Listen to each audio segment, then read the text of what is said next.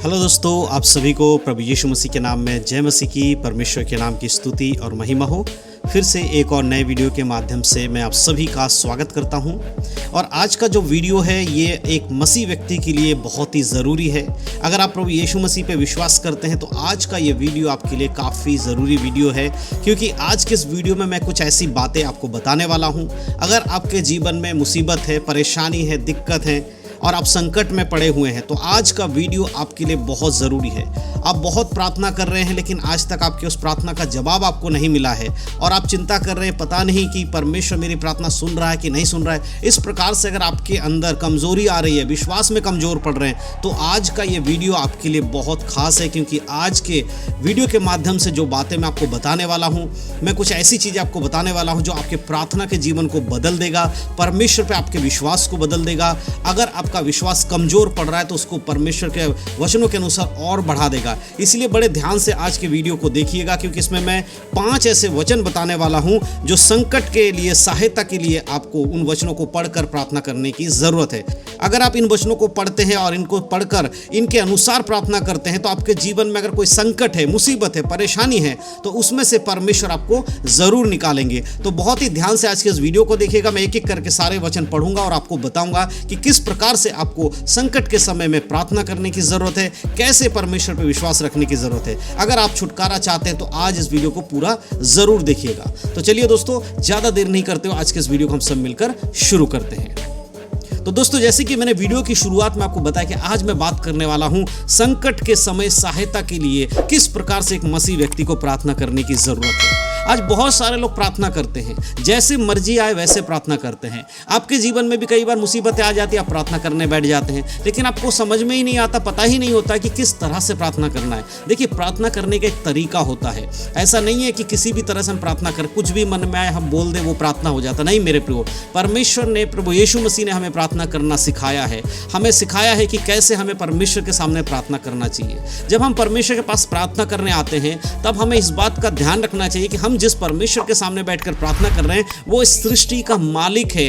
वो कोई ऐसा व्यक्ति नहीं है जो संसार में इंसानों की तरह है, बस कुछ भी हम उससे बोल रहे हैं। हमें इस बात का ध्यान रखना चाहिए कि परमेश्वर वो सर्वशक्तिमान है, उसके सामने कुछ भी नहीं है, सब छोटे हैं, सबसे बड़ा वही है। इसलिए बहुत आदर पूर्वक आपको परमेश्वर के सामने आने की जरूरत है। तो यहाँ पर जब मैं वचन पढ़ रहा था तो मुझे लगा कि ये वचन हम लोगों को समझना चाहिए, आप लोगों को जानना चाहिए कि कैसे प्रभु के दास लोगों ने, कैसे परमेश्वर के लोगों ने प्रभु के सामने आकर प्रार्थना किया।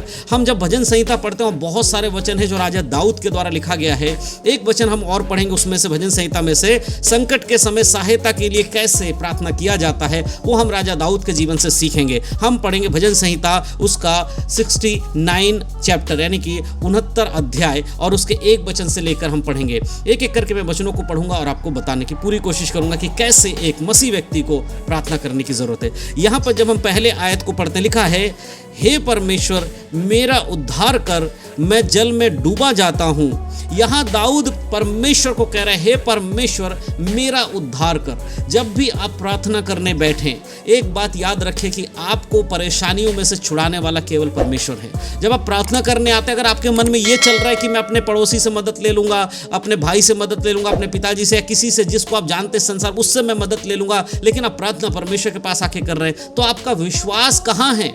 इंसानों पे है आपका विश्वास। अगर इंसानों के ऊपर आपका विश्वास है तो आप परमेश्वर से कैसे पा सकते हैं? इसीलिए जब भी प्रार्थना करने आए आप परमेश्वर पे विश्वास रखें। जैसे दाऊद कहते हैं, हे परमेश्वर तू मेरा उद्धार कर। वो परमेश्वर से मांग रहा है, उसके मन में किसी और चीज के लिए कोई भी जगह नहीं है सिवाय परमेश्वर के। तो इस बात को समझना, जब भी प्रार्थना करने बैठे परमेश्वर को ही, उस बात को याद रखें कि परमेश्वर के अलावा कोई नहीं कर सकता। इस बात को याद रखें। दूसरे आयत में लिखा है, मैं बड़े दलदल में धंसा जाता हूं और मेरे पैर कहीं नहीं रुकते। मैं गहरे जल में आ गया और धारा में डूब जाता हूँ। यहाँ दाऊद कहते हैं कि मैं जो दलदल में फंसता चला जा रहा हूँ परमेश्वर, और मेरे पैर कहीं पे रुक नहीं रहे। मैं गहरे जल में तो गया हूँ लेकिन धारा मुझे डुबोती जा रही है, उसमें डूबता जा रहा हूँ मैं। कई बार आपके जीवन में ऐसी परेशानियाँ आ जाती हैं जब आपको लगता है चलो छोटी मोटी परेशानी धीरे धीरे से हम निकल जाएंगे। आप कोशिश करते हैं कि हाँ ठीक है, आज नहीं तो कल इसमें से बाहर आ जाएंगे, लेकिन धीरे धीरे वो परेशानी आपकी बढ़ जाती है और बाद में आप उस परेशानी में इतना गिर जाते हैं कि आपको समझ में नहीं आता है है कि क्या करना, और इसके बाद वो परेशानी आपको लेकर चलने लगती है। ऐसे टाइम पे परमेश्वर के पास आकर अपने सारे परेशानियों को रखना है। आपके जीवन में चाहे छोटी परेशानी हो, बड़ी परेशानी हो, हर बातों के लिए प्रभु के सामने प्रार्थना करना है। कई बार मनुष्य क्या करते हैं, मसीह लोग क्या करते हैं, वो परमेश्वर के सामने सिर्फ उन्हीं बातों को रखते हैं जो बड़ी बड़ी बातें हैं। कि कोई बहुत बड़ी बीमारी हो गई तभी प्रार्थना करेंगे, या कोई बहुत ऐसे दुर्घटना हो गई तभी प्रार्थना करेंगे। नहीं मेरे प्रियो, हमारे जीवन में छोटी से छोटी बात के लिए भी हमें परमेश्वर से प्रार्थना करना है, ताकि हमारे जीवन में वो बड़ी दिक्कत आने से पहले हम प्रभु के सामने बैठकर उसके लिए प्रार्थना कर सके। तो ये तरीका होता है एक संकट के समय पड़े हुए व्यक्ति के लिए किस प्रकार से उसे प्रार्थना करना चाहिए। तीसरे आयत में लिखा है, मैं पुकारते पुकारते थक गया, मेरा गला सूख गया है, अपने परमेश्वर की बाट जोते जोते मेरी आंखें धुंधली पड़ गई है। यहाँ दाऊद परमेश्वर के उस प्रेम को दिखा रहे हैं कि प्रभु मैं आपके पास आकर आप पे ही विश्वास करता हूँ, इतना विश्वास करता हूँ कि मैं और किसी चीज़ में नहीं जा रहा हूँ। मेरा गला आपको पुकारते पुकारते सूख रहा है परमेश्वर, क्योंकि मैं सिर्फ आपको पुकारता हूँ। कई बार मसीह लोग जब परमेश्वर से प्रार्थना करते हैं, उनकी प्रार्थना को उत्तर नहीं मिलता तो वो किसी और मार्ग पे चले जाते हैं, वो दूसरे परमेश्वर के पास पहुंच जाते हैं, उनसे प्रार्थना करने लगते हैं। लेकिन दाऊद कह रहा नहीं, मैं केवल आपके पास आकर पुकारता हूं, चाहे मेरा गला ही क्यों ना सूख जाए, मैं जानता हूं कि आप ही हैं जो मुझे छुड़ा सकते हैं। मैं आपकी बाट जोते रहता हूं, मेरी आंखें धुंधली पड़ गई हैं, मैं लेकिन लौट कर मैं किसी दूसरे के पास नहीं गया, किसी दूसरे से मदद मांगने नहीं गया, मैं केवल आपके पास आया हूं। यही एक मसीह व्यक्ति को करने की जरूरत है। और हम 4 आयत को जब पढ़ते हैं, वहां लिखा है, जो अकारण मेरे बैरी हैं, बेगिनती में मेरे सिर के बालों से अधिक हैं, मेरे विनाश करने वाले जो व्यर्थ मेरे शत्रु हैं, बेसामर्थी हैं, इसीलिए जो मैंने लूटा नहीं वह भी मुझको देना पड़ा। यानी कि दाऊद यहाँ कह रहा है कि देखिए परमेश्वर, जो लोग मुझे सताने वाले हैं वो मेरे बालों की जो गिनती उससे अधिक बन गए हैं, और वो मुझे इतना सता रहा है कि जो मैंने जिनका हानि नहीं किया वो भी मुझे भरना पड़ रहा है।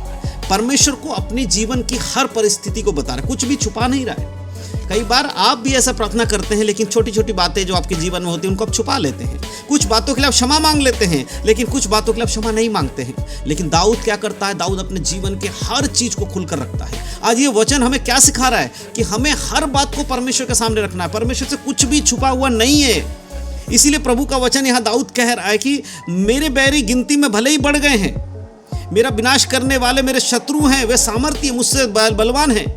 शैतान जो है वो हमसे ज़्यादा ताकतवर है, वो हमें हराने की कोशिश कर रहा है, लेकिन हमारा परमेश्वर जो है वो हमें स्थिर करेगा, हमारे परेशानियों में वो हमें खड़ा रखेगा। 5 आयत को जब अंतिम आयत को हम पढ़ते हैं, यहाँ लिखा है, हे परमेश्वर, तू तो मेरी मूर्ता को जानता है और मेरे दोष तुझसे छुपे नहीं। यहाँ दाऊद अपने उस पाप को जो उसके जीवन में है, उसकी गलतियों को जो उसके जीवन में है, उन सबको परमेश्वर के सामने खोल के रख देता है कि मेरी मूर्खता को, मेरी मूर्खता को तो तू जानता परमेश्वर, कई बार मैं गिर जाता हूँ, मेरे अंदर जो दोष है वो तुझसे छुपा हुआ नहीं है। यहाँ दाऊद के उस समर्पण को दिखाता है कि वो अपने पापों को परमेश्वर के सामने उजागर कर रहा है। कई बार आप लोग जब प्रार्थना करते हैं, मांगते बहुत कुछ हैं, लेकिन क्या कभी अपने पापों से मन फिराया, कभी पश्चाताप करके प्रभु से कहा कि प्रभु आप सब जानते हैं कि मेरे जीवन में कितना पाप है, मैं उन पापों को छोड़ना चाहता हूँ। जब आप इस प्रकार से प्रार्थना करेंगे, आज जो ये 5 वचन मैंने आपको बताया सहायता के लिए प्रार्थना करने के लिए, इन 5 वचनों को केवल पढ़ लेने से ही नहीं होगा कि आपने इन 5 वचनों को पढ़ लिया बस इसी में हो गया। नहीं मेरे प्रियो, ये पूरा अध्याय आप पढ़िए। ये 5 वचन सिर्फ मैंने आपको उदाहरण के लिए दिया है कि एक व्यक्ति के जीवन में किस प्रकार से उसे प्रार्थना करना चाहिए, किस प्रकार से उसे सहायता के लिए प्रभु के पास आना चाहिए। एक दाऊद के जीवन को दिखाकर मैंने आपको उदाहरण दिया कि कैसे हमें और आपको प्रार्थना करने की जरूरत है। तो आज इस वचनों के अनुसार अगर आप अपने जीवन में प्रार्थना करेंगे तो जरूर परमेश्वर की ओर से सहायता आपको मिलेगी। संकट के समय के लिए जो पुकारने का तरीका है वो दाऊद के जीवन में हम देख सकते हैं, और उससे हमें सीख लेने की जरूरत है, और हमें भी परमेश्वर के पास आकर इस प्रकार समर्पण के साथ प्रार्थना करने की जरूरत है। अगर आपने इस वचनों को सुना है, इन वचनों को सुना है, तो जरूर आप अपने जीवन में लागू करिएगा, तो आप देखेंगे कि आपके जीवन से हर एक परेशानी, हर एक बीमारी, हर एक मुसीबत में से परमेश्वर निकालकर आपको बाहर करेंगे।